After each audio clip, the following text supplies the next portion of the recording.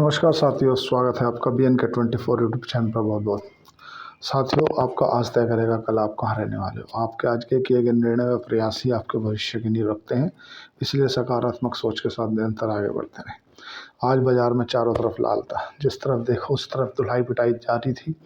आज अगर mid cap small cap की बात करें तो मिड कैप 1400 पॉइंट और स्मॉल कैप लगभग 650 पॉइंट गिर करके बंद हुआ। आज की बंदी वाली जो घंटी है उससे कहीं ना कहीं सुकून मिला। आज थोड़ा सा एक चीज़ पर ध्यान देना चाहिए साथियों कि जो स्मॉल कैप और मिड कैप में जो गिरावट आज जारी हुई है या जो अभी चल रही है, वो क्या है कि दो तीन तरह की शेलिंग को आप मान लो। देखो क्या है, फ्राइडे को जो FII की बिकवाली थी वो थोड़ी कम जरूर हुई थी, लेकिन अभी भी FII का दबाव जो है बिकवाली का वो जारी है। आज आपको बहुत से ऐसे स्टॉक दिखेंगे जो 20% 30% मतलब इस एक महीने में टूट चुके हैं। मतलब अगर ऑल ओवर पूरी इंडेक्स की बात करें तो मिड कैप स्मॉल कैप लगभग 17 से 15% टूट चुका है अभी तक। और निफ्टी भी आज ही मान लो 12,800 के आसपास बंद हुई है, वो 22,800 पे बंद हुई है। 24,000 से 22,800 लगभग 2,800 पॉइंट के आसपास निफ्टी भी टूट गई है, 2,200 पॉइंट। देखो मेन क्या है साथियों, FII की लगातार बिकवाली, डॉलर इंडेक्स का मजबूत होना और कहीं ना कहीं ये जो जियोपॉलिटिक्स जो तनाव चल रहा है। अभी डोनाल्ड ट्रंप ने बोल दिया मैं तो ग्रीनलैंड ले लूँगा, मैं तो ये ले लूँगा, वो भी कहीं ना कहीं दबाव क्रिएट कर रहा है, उससे भी पैनिक सिचुएशन बन रही है। देखो जब भी बिकवाली ऐसी होती है, उस बिकवाली में होता क्या है कि जो तुम्हारे स्मॉल कैप और मिड कैप में निवेश करने वाले लोग होते हैं वो लार्ज कैप की तरफ शिफ्ट होते हैं। मतलब वो क्या करते हैं, जो थोड़ा बहुत प्रॉफिट में है या बराबर में है, या जैसा किसी की एक कल परसों गिरा फिर आज गिरा, तो उनकी क्या होता है कि जो पोजीशन स्क्वायर ऑफ होती है, किसी की MTF की पोजीशन रहती है, किसी की T+5 डेज वाली पोजीशन स्क्वायर ऑफ रहती है, तो फिर और गिरता है। और अभी देखो बाजार 2 दिन की बात रह गई है, कल तुम्हारा एक्सपायरी है ना, कल परसों एक्सपायरी है निफ्टी की, मंथली एक्सपायरी। तो दूसरी बात, अब बजट आ रहा है 1 फरवरी को, बजट में क्या रहेगा। तो देखो पहली बात तो जो बड़े निवेशक होते हैं जो ज़्यादा पैसा लगाते हैं वो 2-3 चीज़ों को देख कर चल रहे हैं। पहला तो ये मान के चल रहे हैं कि देखो बजट में क्या आ जाएगा कुछ पता नहीं है, तो बजट आने से पहले वो कहीं भी इस चीज़ पर रिस्क नहीं लेना चाहते कि हो सकता है हम 5% 4% ऊपर खरीद लेंगे, पर अभी रिस्क लेने की सिचुएशन नहीं है, वो रिस्क नहीं लेना चाह रहे। अब जैसे ही FII की बिकवाली का दबाव बनता है, हाल के हाल ही जो रिटेल भाई है, जो रिटेल निवेशक हैं, वे पैनिक सिचुएशन क्रिएट कर देते हैं और वो हर बार तत्काल बाजार की कमर तोड़ते चले जाते हैं। अगर जो DII डोमेस्टिक इन्वेस्टर है ना, अगर वो नहीं खरीदे, देखो मैं पहले भी आपसे बोल रहा था कि अगर ग्लोबली बाज़ारों के जो संकेत हैं वो मजबूत हैं तो ठीक है। अभी जैसे 3-4 दिन से हम लोग इतने ज़्यादा घट नहीं रहे थे, उसके पीछे का कारण क्या था कि जो अमेरिका के बाज़ार हैं या ऑल ओवर जो यूरोप के बाज़ार हैं, वो एक पॉजिटिव सेंटिमेंट क्रिएट कर रखा था उन्होंने कि जो S&P 500 है वो लाइफ हाई बना के बंद हुआ। तुम्हारा नेस्डेक में उसमें थोड़ी बहुत हल्की फुल्की बिकवाली देखने के लिए मिली थी, लेकिन जो S&P 500 है वो बढ़ के बंद हुआ। तो ये सब चीज़ें जो थी ना, वो उस बाज़ार का एक सेंटिमेंट अलग ही था। लेकिन आज वो सेंटिमेंट को भी प्रारूप दे दिया अमेरिका के बाज़ारों ने। आज अमेरिका के जो बाज़ार हैं, S&P 500 हुआ, चाहे तुम्हारा डाउजोन हुआ, चाहे नेस्डेक हुआ, ये खुद ही नीचे गिर के बंद हुए। वो फ्राइडे को ही दिखा रहे थे, डाउजोन फ्यूचर में दिखा रहा था। अब उनकी बिकवाली के चलते कहीं ना कहीं भारत के जो शेयर बाज़ार हैं वो पहले से पहले ही हराने लगे। ये तो पक्का था कि हमारा गिफ्ट निफ्टी नीचे खुलेगा, क्योंकि अमेरिका के जो बाज़ार थे वो नीचे बंद हुए थे, तो जाहिर सी बात है कि गैप डाउन ओपन होना था, वो तो हमें पहले ही संकेत नज़र आ गए थे। दूसरा जो मूड माहौल बिगाड़ा, जो एक्सीडेंट माना जाएगा, वो CDSL जैसे रिजल्ट पेश किए, तुम्हारा अपोलो ने अपना रिजल्ट पेश किए, वो बेहद कमज़ोर रिजल्ट पेश किए, उन्होंने भी बाज़ार का मूड माहौल बिगाड़ दिया। कुछ रिजल्ट अच्छे आए, जैसे IDFC फर्स्ट बैंक का आज बेहद ख़राब रिजल्ट आया। मतलब ये समझ लो कि ये पूछो मतलब इतने ख़राब रिजल्ट आ रहे हैं, और रिजल्टों से और भी ज़्यादा पिटाई हुई। देखो अभी एक तो सिचुएशन ख़राब, ऊपर से रिजल्ट ख़राब और मूड माहौल ख़राब हो गया। एफआईआई तो पहले ही बेचने के लिए बैठे थे और उसमें मूड माहौल बिगाड़ दिया रिजल्ट सेशन ने। रिजल्ट आए वो इतने ख़राब आ गए, कुछ एक दो ठीक आए, जैसे ईएमएस एक कंपनी है उसका रिजल्ट थोड़ा ठीक आया, लेकिन उसकी भी धुलाई पिटाई हुई। देखो बाज़ार क्या है साथियों, इनरेशनल है। इनरेशनल में जो ऐसा नहीं है कि रिजल्ट ख़राब आएगा तो बाज़ार नहीं चलेगा, या रिजल्ट अच्छा आ जाएगा तो रॉकेट हो जाएगा, ऐसा नहीं। अब मैंने ऐसा देखा है कई बार, जिन कंपनियों के रिजल्ट अच्छे आ जाते हैं वो कंपनियां 2x मतलब गैप अप ओपन हो जाती हैं 5% के सर्किट पर, 10% के सर्किट पर। जिन कंपनियों के रिजल्ट अच्छे आ जाते हैं वे गैप मतलब फिसल जाती हैं। तो कहीं ना कहीं इन सब चीज़ों को आपको देख कर चलना पड़ेगा। मेन चीज़ तो क्या है कि साथियों, आपको फंडामेंटली अच्छी कंपनियों को एक एसआईपी मोड में एलोकेट करते रहना पड़ेगा, थोड़ी थोड़ी थोड़ी थोड़ी थोड़ी थोड़ी। अभी क्या है ना, अभी ट्रेडिंग से थोड़ा सा उपवास लेने का समय है। मतलब आप अग्रेसिव होकर ना कूदें, क्योंकि बाज़ार में अभी 2 दिन बाद एक तो पहला इवेंट ये बचा है, कल एक्सपायरी है मंथली। दूसरा इवेंट बचा है तुम्हारा कि 1 तारीख को बजट आने वाला है, और बजट में ऐसा उम्मीद जताई जा रही है कि 10 लाख रुपए तक के इनकम टैक्स पे सरकार रियायत दे सकती है।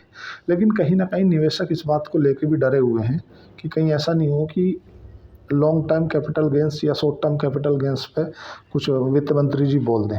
देखो इतना तो ज़रूर है कि मार्केट में स्लो डाउन है। मतलब जीडीपी में जैसा कि देखने के लिए मिला था कि हमारी जो जीडीपी ग्रोथ थी वो कम थी, और ऑल ओवर अभी वो चीज़ें रिजल्ट के रूप में आ रही हैं। तो सरकार को इस बार अपना एक्सपेंडिचर तो बढ़ाना पड़ेगा।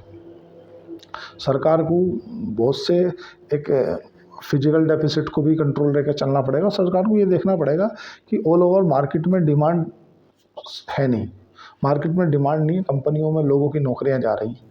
मेरा मित्र है दीपक, उसका आज मेरे पास मेरी बात हो रही थी पर्सनल। उसने बोला कि कंपनी के अंदर रिक्वायरमेंट ना होने के चलते अभी कंपनी ने जो वर्कर काम कर रहे थे उन्हीं वर्करों को रखते हुए बाकी वर्करों को होल्ड पर डाल दिया कि जैसे ही रिक्वायरमेंट होगी तो हम आपको बुला लेंगे। ये साथियों क्या है, ये है कि देखो जब मार्केट से डिमांड नहीं आ रही, और फैक्ट्रियां कब तक अपने घर से पेमेंट देंगी वर्करों को।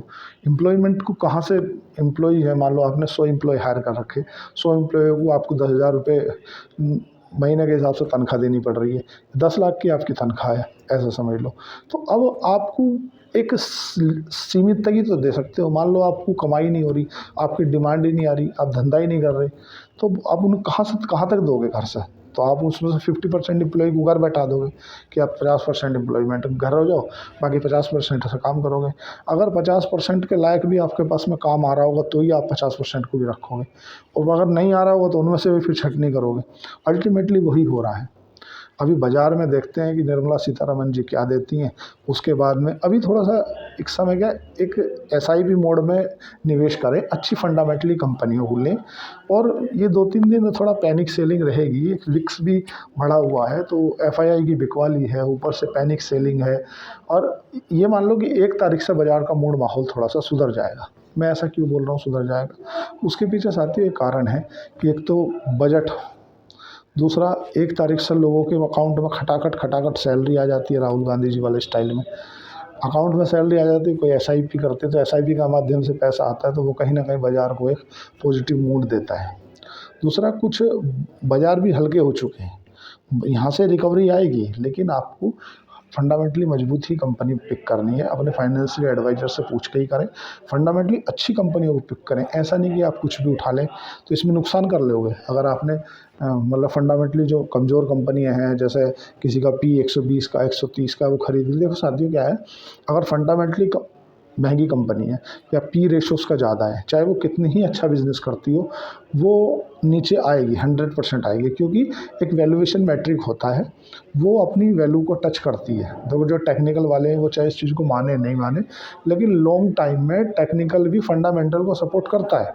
अगर कंपनी में दम नहीं है, कंपनी की ऊपर चली गई है, स्टॉक का प्राइस बढ़ गया है, तो वो नीचे आएगा।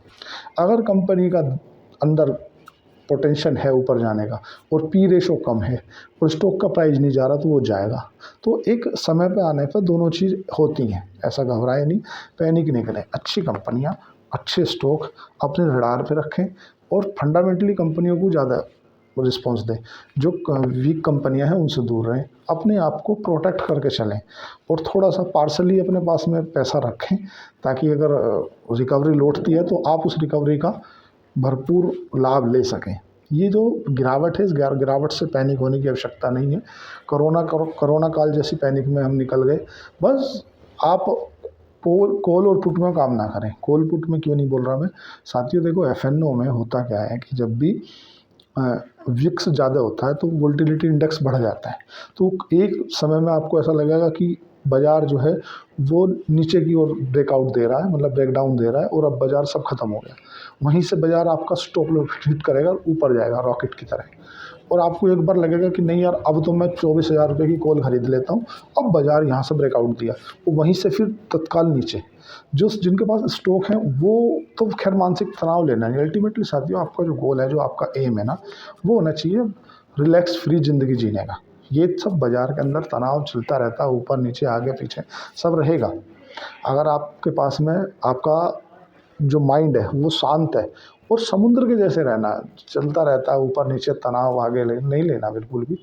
साथियों, बाजार के अंदर ये उठापटक चलती रहेगी। आप लोगों को केवल अपनी बात पर ध्यान देना है, पढ़ना है जम के। अगर आप कंपनियां नहीं पढ़ोगे, फंडामेंटली कंपनियां नहीं पढ़ोगे, तो नुकसान हो जाएगा बाजार में। अगर आपने अच्छी कंपनियां उठाई है तो बहुत आराम से 20-25% साल का एनुअली रिटर्न निकाल लोगे। लेकिन अगर आपने कुछ भी उठा लिया है, किसी की टिप पे काम करते हो, तो आपको नुकसान होगा। आपका जो फाइनेंशियल एडवाइज़र है उस पर इस चीज़ का ध्यान रखना है कि वो जो आपका वित्तीय सलाहकार है वो अनुभवी होना बहुत ज़रूरी है। अगर अनुभवी नहीं है ना, तो वो खुद भी लॉस करेगा और आपको भी लॉस कराएगा। इसलिए आप जो भी फाइनेंशियल डिसीजन लें, अपने वित्तीय सलाहकार से पूछ के ही लें। चैनल को लाइक करें, सब्सक्राइब करें, कमेंट करें। धन्यवाद। Thank you.